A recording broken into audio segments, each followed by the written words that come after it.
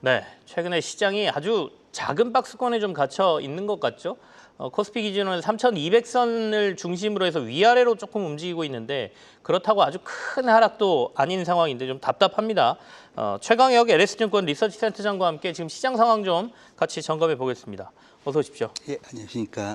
제가 이제 작은 박스권이라고 표현을 했습니다만 네. 지금 현재 실제로 우리 시장 상황을 어떻게 파악하고 계시는지 먼저 그 얘기부터 들어보죠. 기본적으로 시장이 이제 상승할 수 있었던 이유, 네. 그거 자체가 국내 정책적인 모멘텀이 한 축이 됐었고, 그다음에 관세 문제가 해결됐다라는 부분이 한 축이 됐었는데 지금 상황은 두 가지 다 조금은 약해져 있는 상황이다라고 보셔야 될 것 같아요. 그러니까 정책적인 의지는 계속해서 이어지고 있지만은 지금 나오는 정책들이 약간은 확장 정책인지 아니면 긴축 정책인지에 대한 혼선이 좀 있는 상황이고요. 그다음에 이미 올려놨던 기대감에 대한 부분도 확인을 하고 넘어가야 되는 부분, 거기다가 품목 관세에 대한 부분들이 지금 나오고 있는데 그런 부분들이 이제 관세 문제가 다 해결이 됐느냐라는 부분에 대해서 의구심이 나오고 있다라는 부분에서 전반적으로는 사실은 지금은 조금 지켜보는 기간이 되지 않을까라고 생각을 하고 있습니다. 네.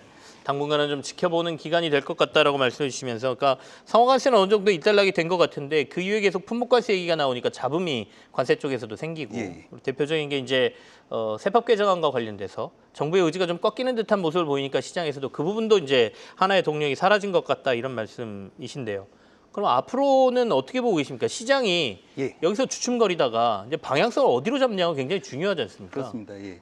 기본적으로는 이번 달이나 네. 아니면 다음 달 초 같은 경우에는 좀 쉬어가는 장세가 이어질 거다라고 보고 있습니다. 네. 뭐 특별히 조정이 나올 만한 요인은 없기 때문에 조정이 나오는 건 아니지만은 박스권은 당분간 유지된다라고 말씀을 드리고 있고요. 기본적으로 시장을 다시 올릴 수 있다라는 기대감이 들려면은 여기서는 유동성이 가장 큰 힘을 발휘해 줄 것 같은데 네. 9월 같은 경우에는 법인세 납부 기간이기도 하고 거기다가 아직도 금리 인하가 여전히 불확실성이 좀 존재하고 있습니다. 그래서 전반적인 부분에서 유동성이 늘어나려면은 9월에 FOMC를 조금 지나가야지 되지 않을까라는 말씀을 드리고 있고, 그러면은 9월 중순 이후부터는 조금 네. 장에 대해서 긍정적으로 생각할 여지가 있지 않겠느냐라고 말씀드리고 있는 상황입니다.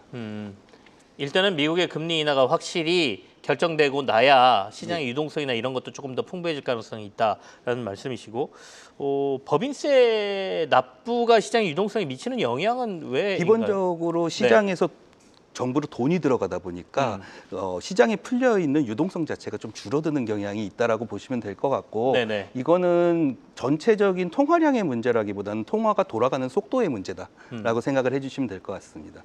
자, 그러면 이제 이번 주에 그래서 이제 잭슨홀 미팅을 저희가 주목하는 거 아니겠습니까? 예. 제롬 파월 의장이 여기서 어떤 말을 할 것이냐, 금리 인하와 관련돼서 강력한 신호를 줄 것이냐, 또는 지금 시장의 기대가 한켠에는 이른바 그 B컷까지도 가능한 거 아니냐라는 얘기가 나오는데 예.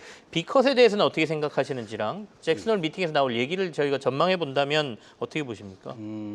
공식적인 자료나 이런 걸 통해서 네. 말씀드릴 때, 세미나를 드릴 때 저는 B컷 가능성을 9월보다는 12월에 그러니까 연간으로 25bp 인하 얘기 나올 때도 네. 12월에는 B컷 가능성이 있다라고 말씀을 드렸던 상황이고요. 요번에도 동일하게 말씀드리는 건 9월보다는 12월 가능성이 높지 않겠느냐라는 말씀은 드리고 있습니다. 왜냐하면 네네. 경기가 안 좋다라는 부분을 조금 더 확인을 하고 거기다가 물가가 진짜로 안 올라간다라는 부분을 확인이 돼야 되는데 9월에 하기에는 PPI가 조금 높게 올라간 부분이 있어가지고 그 부분 확인이 돼야 될 것 같고, 잭슨 홀 같은 경우에는 기대감이 높은 이유는 당연히 파월 의장이 어떤 식의 발언을 해줄 거냐인데 2024년의 기대감들을 많이 갖고 계십니다. 그때 정책 조정의 시간이 왔다라는 발언을 하면서 네네. 약간의 해석은 갈리기는 했었지만은 결론적으로는 50bp 인하, B컷에 대한 기대감이 당시에 발언을 한 이후에 확 올라가는 모습이 나왔었거든요. 다만 시장에서 지금 어제 제가 확인을 했을 때하고 네네. 오늘 확인했을 때하고 연간으로 75bp에서 오늘은 또 아침에 확인을 하니까 50bp더라고요. 그래서 기대감 자체는 계속해서 왔다 갔다 하는 상황이기 때문에 그 부분은 조금 감안을 하시고 봐주셔야 될 것 같은데, 기본적으로는 25bp 인하를 예상했던 것보다는 훨씬 완화적인 기대감이 높아졌다라고 봐주시면 될 것 같습니다. 어쨌든 9월 달에 지금 다들 예상하는 것처럼 FOMC는 금리 인하를 한 차례는 할 것이다. 예. 이렇게는 보시는 거죠? 네네. 그러니까 아까 시장은 그 금리 인하 조치가 이루어지고 난 다음에 조금 방향성을 잡으면서 갈 가능성이 높다. 시기적으로는. 그러니까 네네. 9월 중순 이후를 보자라는 말씀이시고요. 네. 앞서 이제 시장을 그간 조금 상승하게 만들었던 두 가지 축을 관세와 관련된 것도 보셨단 말이죠. 네. 근데 지적해 주신 것처럼 품목 관세 얘기가 또 나왔어요. 철강과 알루미늄부터 반도체는 뭐 최대 300%까지 2주 내에 뭐 얘기할 거야 이런 말까지 나오고 있는데 네. 품목 관세 이슈는 우리 경제나 수출 상황에서 어느 정도의 영향력을 갖고 있다고 보십니까? 안 좋은 건 부정적으로 보셔야 되는 거는 네네. 확실합니다. 부정적으로 보셔야 되는 건 확실한데 사실 철강 관세나 알루미늄 관세 같은 경우에는 항상 우리가 당해왔던 부분이기 때문에 네. 사실 시간이 지나고 나면은 그거에 대한 펀더멘탈 조정 나오고 나면은 오히려 중립적인 상황으로 변할 거다라고 말씀은 드리고 있고 이게 피할 수 없는 상황이다 보니까 한국의 기업들도 미국에 실제적으로 투자 들어갔던 것들이 꽤 됩니다. 그러면 결국에는 관세를 얼마나 부여할 것이냐가 중요한 게 아니라 이미 기투자된 미국에 대한 투자를 트럼프 대통령이 얼마나 인센티브를 줄 것이냐에 대한 발표가 나올 텐데 네. 그걸로 인해 가지고 조금은 만회할 수 있다라고 말씀을 드리고 있고 다만 반도체 부분에 있어서는 이게 관세 문제만이 아니라 이 첨단 산업에 대한 미국의 일반적인 보호 무역주의가 계속해서 나오고 있는 것 같습니다. 이게 86년에 반도체 보호하고 거의 유사한 그림이라고 생각을 해주시면 될 것 같은데 네. 이런 그림이 나왔을 때는 계속해가지고 조금 괴롭힐 가능성은 높다라고 봐주시면 될 것 같습니다. 이번 이슈 한 번으로 끝나지 않을 것이다. 뭔가 이게 어느 정도 일단락 되더라도 다른 이슈를 가지고 또 이 첨단 사업 보호를 위해서 미국이 뭔가를 내놓을 수도 있다 이런 말씀이시네요. 기본적으로는 네. 미국이 이 첨단 산업에서 우리가 확고한 1등이다가 될 때까지는 계속해서 문제가 생길 것 같습니다. 관세 다음은 환율이다라고 말씀하신 분들이 좀 있던데요. 네. 환율은 어떻게 전망하고 계십니까? 저도 동의는 하는 부분이고 네네. 이게 스티브 미란이 이 정책자문위원장이 네. 얘기했던 거를 거의 따라가고 있는 모습인데 기본적인 플로우상으로 보셨을 때는 달러가 강세기 때문에 무역수지 적자가 생겼고 그 무역수지 적자를 만회하기 위해서 관세를 부과한다입니다. 그래서 이 관세 부과라는 거에 근본적인 원인 자체가 달러의 강세라고 생각을 하고 있기 때문에 네. 만약에 문제가 관세만으로 문제가 해결이 되지 않는다라고 하면은 결론적으로는 제일 처음에 원인 그러니까 환율에 대한 부분을 건드릴 수밖에 없다라고 말씀을 드리고요. 네. 기본적으로 이렇게 됐을 때 한국의 영향은 다른 중기축 통화국보다는 낮을 걸로 보고 있습니다. 다만 원달러 환율 기준으로 봤을 때는 그래도 영향이 있을 수밖에 없다.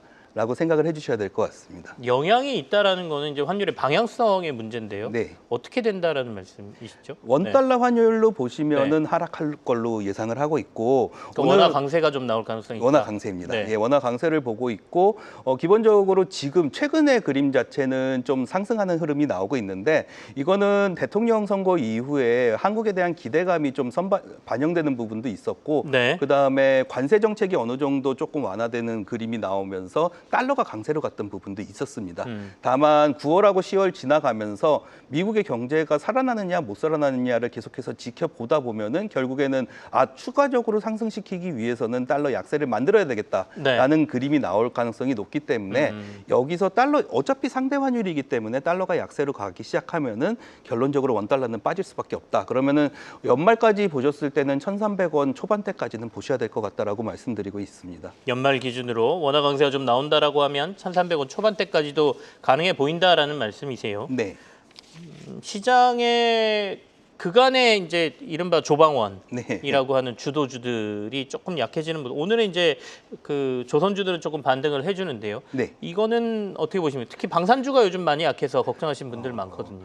저 같은 경우에는 사실은 근데 조선보다는 방산을 더 긍정적으로 보고 있는 부분은 네네. 존재하고요. 왜냐하면 조선 같은 경우에는 수주가 있기 때문에 쉽게 빠지긴 어렵습니다. 다만 이게 서프라이즈나 이런 게 계속해서 난다라고 보장을 하기가 어렵기 때문에 조선 업종은 이후에는 실적이 발표될 때마다 그 실적이 진짜로 시장의 예상치에 부합을 하느냐를 보면서 갈 가능성이 높고 방산 같은 경우에는 사실 우려감은 있지만은 네. 실적이 발표될 때마다 뭔가 새로운 서프라이즈가 하나씩 붙는 모습이 나오고 있습니다.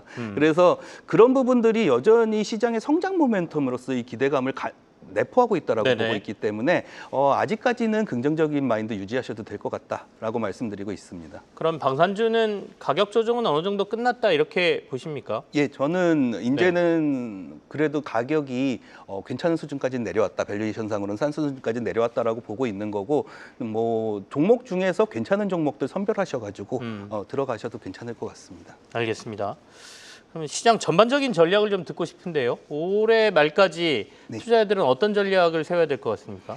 아까 말씀드렸던 네네. 것처럼 시장 자체가 좀 갇혀 있는 모습이다 보니까 그렇죠. 네. 그리고 이게 미국에서 많이들 얘기하는 게 알이 들어가 있는 알이 없는 달에는 알파벳 알이 없는 달에는 네네. 투자를 하는 게 아니다라는 얘기들이 많았거든요. 그게 그렇습니까? 8월까지거든요, 네, 사실은. 네, 네. 그래서 9월 이후에 사실은 미국 시장에서도 기대하는 부분들이 있고 한국에서도 기대하는 부분이 있기 때문에 장기적인 관점에서 투자를 하신다라는 분들은 다시 사실은 성장이 계속해서 확인될 수 있을 만한 종목에 대해서는 비중 확대를 해나가시는 게 8월 지나가면서부터는 비중 확대 하시는 게 유효하다라고 말씀드리고 있고요. 저희 쪽에서는 이제 대형 증권주 그다음에 방산 같은 경우가 이런 거에 포함이 돼 있다라고 말씀을 드리고 있습니다. 다만 네네. 워낙에 박스권이다 보니까 이 박스권 투자할 때는 사실은 종목 순환매가 굉장히 빠르게 나타납니다. 그래서 단기적인 수익을 노리시고 투자를 하신다라고 하면은 사실 순환매 전략을 충분히 활용하셔야 된다라고 말씀을 드리고 있고 그 중에서도 지금은 이제 코스닥이나 아니면 중소형주의 키맞추기가 나올 가능성, 거기다가 제약 바이오의 상승 가능성을 좀 염두에 두시고 접근을 하시면 좋을 것 같습니다. 알겠습니다. 저희가 이제 다양한 의견들을 우리 투자자 여러분께 전해드리는데요. 그 중에 이제 공통적으로 교집합들이 좀 있습니다. 그런데 좀 주목해 보시는 것도 괜찮을 것 같다라는 말씀까지 제가 드려보죠. 지금까지 최강혁 LS증권 리서치센터장과 함께했습니다. 감사합니다. 감사합니다.